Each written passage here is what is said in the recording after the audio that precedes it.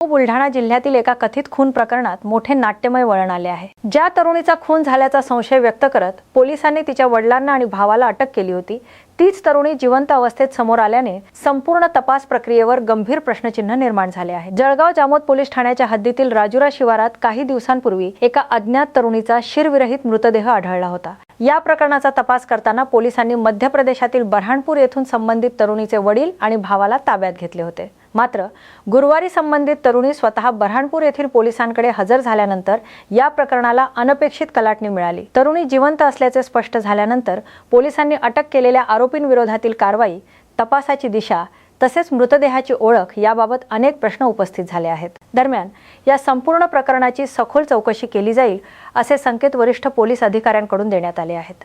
आता राजुरा शिवारात सापडलेला मृतदेह नेमका कोणाचा तसेच तपासात नेमकी कुठे चूक झाली याकडे सर्वांचे लक्ष लागले आहे। जलगांव जामोद में आए ब्रह्मपुर से, तो मेरा भाई ना मेरा पिताजी को मैं मर गया करके बोल दिया ना, गिरफ्तार कर दिया। भाई का नाम क्या है तेरा? अजय। पिताजी का बापूराम। वो निर्दोष है ऐसा लगता है। पिताजी को छोड़ने के लिए अपन क्या प्रयास करेंगे? पिताजी ना भाई को छोड़ के उसके लिए क्या करेंगे आप? सबूत है ना सर। तो अपन पुलिस को अभी क्या स्टेटमेंट दिया तुमने? वही दिया था मैंने, जिंदा है। मैं जिंदा हूँ। हाँ आप जिंदा है ऐसा बोला आपने? हाँ, मेरे पिताजी को छोड़ दो। मेरे पिताजी को छोड़ दो। आपकी मर्डर के केस में वो अंदर है।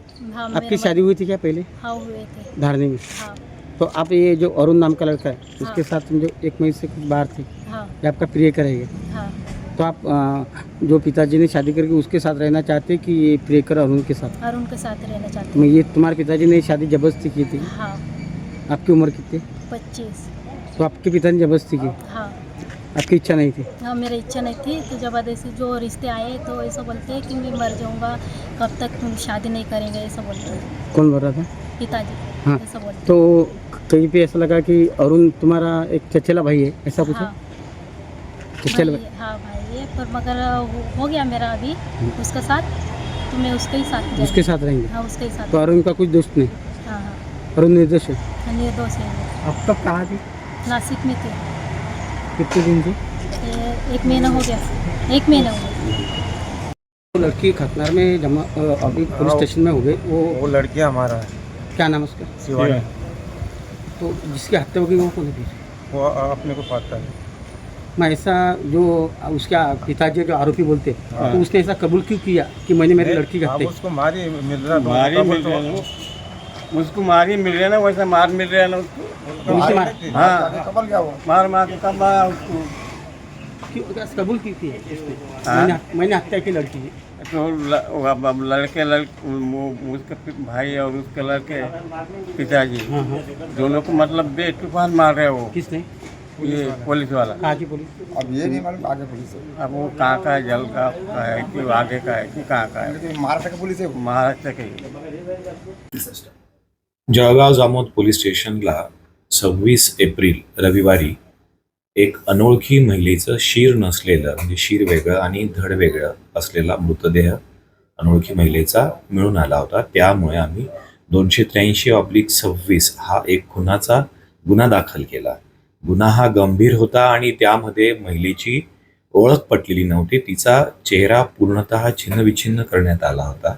त्यामुळे हे खूप आव्हान होते। त्यामुळे आम्ही आजूबाजूच्या पोलीस स्टेशन्सचे सर्व मिसिंग ह्या तपासत होतो। त्या दरम्यान समांतर तपास हा स्थानिक गुन्हे शाखेकडे होता। त्यांनी खकनार पोलीस स्टेशनला मिसिंग असलेली यामध्ये शिवानी बापूराम कलमेकर या मिसिंगच्या दरम्यान त्यांनी तपास केला असता त्या मिसिंगमधील तिचे वडील बापूराम कलमेकर आणि भाऊ अजय कलमेकर यांनी स्वतः कबुली दिली की आम्हीच हा खून केलेला आहे आमच्या मुलीचा।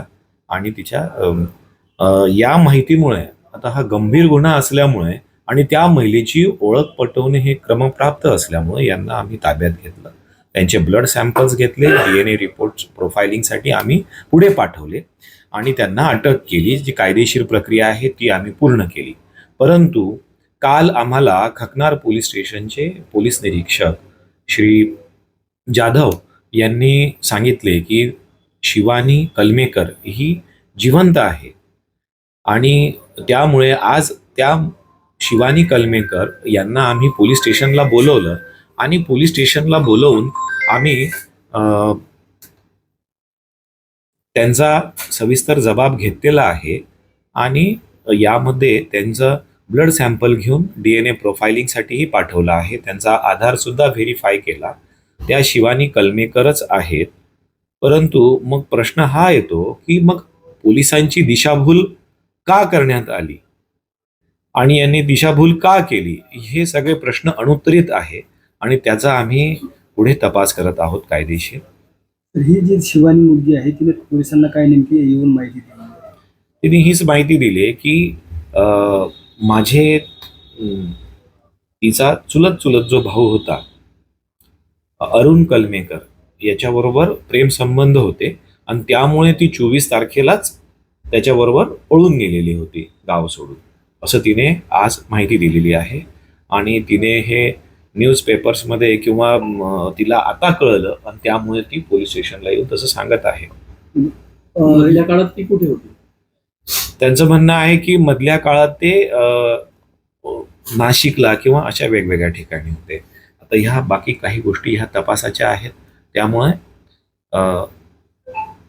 पुढील जो तपास आहे तो सुरू आहे. सर, हे जे आरोपी आहेत जे सध्या जेलमध्ये आहेत त्यांच्या नातेवाईकाचं असं म्हणणं आहे की पोलिसांनी त्यांना टॉर्चर केलं, मारहाण केली आणि त्यांच्याकडून हा गुन्हा केल्याचं कबूल करून घेतलं, असा आरोप त्यांनी केला. आता विषय असा आहे की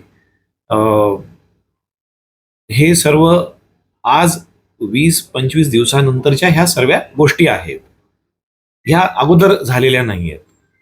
त्याच्यामुळे आता ह्या म्हणण्याला काय अर्थ नाहीये. कायदेशीर आम्ही बाबी पूर्ण केलेल्या आहेत आणि तपास करत आहोत.